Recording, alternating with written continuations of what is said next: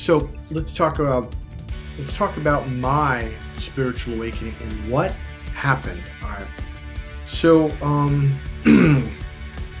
as I've told you in past videos, narcissists will create one belief or rule and then another one that contradicts the first one. So when you do this one, you're a sinner, and then when you do this one, you're a sinner, and you're going to hell, and you should be ashamed. And they create all these rules that conflict, and then they make beliefs that conflict, right? And on and on. So like I had a ton of anxiety. So all right, hold on a second. Let's get this camera going. We gotta get the camera going. It's our thing. And I do want to say welcome to the Church of Awesome. All right, this is our temple. You know, we can all fit in there. It's a little church, but trust me, guys, we can get in there. I got superpowers.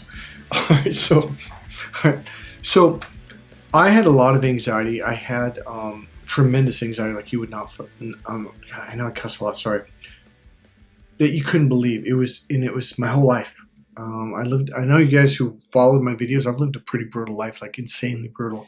So I had started meditating, and I was going to NLP trainings and any kind of therapy I could do because I was so just like I lived in fear all the time, and I wanted to get out of it. And so, and as you know, narcissist abuse, you understand how that works, right? And so what happened was I started meditating at a very young age. I think it was 19 or 20 when I really got serious about it. And I got really good at it within about 6 months, like insanely good, okay? But I meditated every single day. And then a year, then 2 years, every single day for 12 years. So it was about the 8th or 9th year when I went through my awakening. Here's what happened. When I got really good at meditating, the anxiety and fear went away. Because what it did is it calmed me down. And that artery that I keep talking about opened up. And I was like, wow, like consciousness was amazing. What is this? Wow. All right. And you listen, you watch people and you see people's patterns and they're like robots. And it was weird. Like, what is this? So there was a lot of benefits to it, but it would only last for about 2 to 4 hours, depending on how long I meditated. The longer I meditated, when I went out in public, I could stay in this open space for a long, long time, right? That's called walking meditation. Now I've developed and learned some techniques on how to do it all. So when I got in public, I accessed this consciousness state by doing these techniques, okay? So let's go back. So then the anxiety and fear would go back. And then whenever I tried to go to bed, I would get the anxiety because it's like, the meditation state would wear off. So I ended up meditating instead of sleeping sometimes because it felt good and it was relaxing. So the meditation kept wearing off, but the more I did it, the longer it would last, which is really cool. So then the anxiety came back and something happened, and I don't remember exactly what happened, but I remember I was just like, I was sick of it. I was fucking like I think I even yelled like, "What do you want?" It's like that. And then I remember I broke down crying, and I'm not gonna cry. I'm actually in a good mood right now, so I'm not gonna cry. And I remember crying in my kitchen, and I just looked up to God, like, what do you want? And I will do anything. And I remember crying hysterically, and I just like looked up and I said, and I was like, Jesus, just come down, come inside me and fix and heal whatever's wrong with me. And I literally invited Jesus into me, physically inside me. I remember in church you would hear people say that, but like, I didn't know. I just thought, they meant that metaphorically. Like, no, they mean that literally, like the energy of God. And I remember I cried and cried and cried. No, okay. I had meditated for, I think it was 14 days. I was in between jobs, and I remember going, I'm going to meditate day and night, and I'm not going to move. I'm not going to eat any food until you get rid of this, right? And I remember I did feel a peaceful state, and at the very end of it, it was like I knew it didn't fix it. And I broke down, and that's when I cried out to God and said, please just take this, come inside and take this away from me, blah, blah, blah. And nothing happened. And I stopped crying, and I remember going to bed, and I was out like a light. Number one, it did work. Okay, I finally got to that place of absolute total, complete peace and surrender. And number two, that's what you have to do. You have to absolutely 100% completely surrender it all your beliefs, all your rules, everything you think.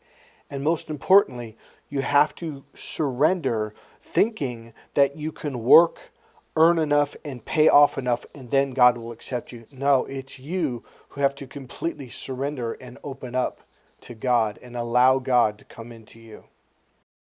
The minute you stop trying to make it happen, to earn it, is the moment you get out of God's way.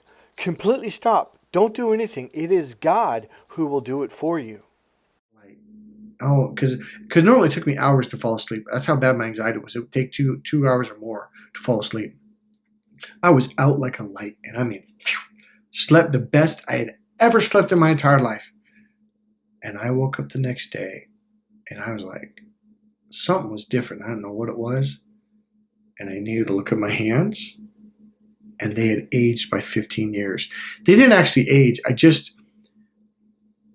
As I said in some videos before, we have like a history cache thing in our brain, and it's just like a computer. It goes out and takes a picture. Well, the last time I really looked at my hands consciously in the present moment was probably when I was about 12 years old or 15 years old or something. And so, of course, wow, we're like, oh, that's right. I remember I got the scar. Like, it was like the scars were there, but I didn't see them. So then I went into the bathroom and I looked in the mirror and I saw my face and everything. And I remember looking at my eyes and I thought my eyes were so beautiful. It was the first time in my life that I had any real positive thought about myself. And I remember I cried, but I was so happy. And I felt so good inside. And that was the beginning of the 6-month spiritual awakening that I went through. And it was incredible. So I'm going to stop this video here. If you guys want to hear about that, we can do a live feed on that. So you're going to have to let me know, okay? Evie and, all you guys, let me know if you want to hear more about that. We can do a live feed on that. I know I haven't done a live feed in a while, but I'm going to leave it at that. So the reason why I said that is because the last video, I think I didn't quite clearly say something. And I'm like, this, that. So you have to invite, call it whatever you want. I call it the Spirit, call it God, call it Jesus, whatever works for you inside. And you have to, and this is what I did. I remember when I finished meditating and I cried out to God, please come inside me. And I said nothing. Here's what it is. I made a decision, rock solid. I'm done. I am done trying to reach God. I completely. Now this is funny. I was like, I'm done trying to be perfect. Is what it was. I'm done doing all this stuff to get forgiveness and all this. I was like, I've done everything I could, and I remember like I gave up. I felt it. Like I'm just done. I completely surrendered to it all. That's what it was.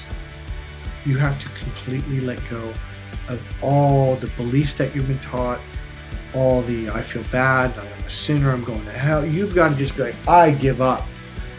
The moment you truly give up, that's when you're going to have your spiritual awakening. Hey, this is Mike Colleen at MikeColleen.com. God bless you, and I hope you live a freaking awesome life. And seriously, this is the Church of Awesome. God bless you guys.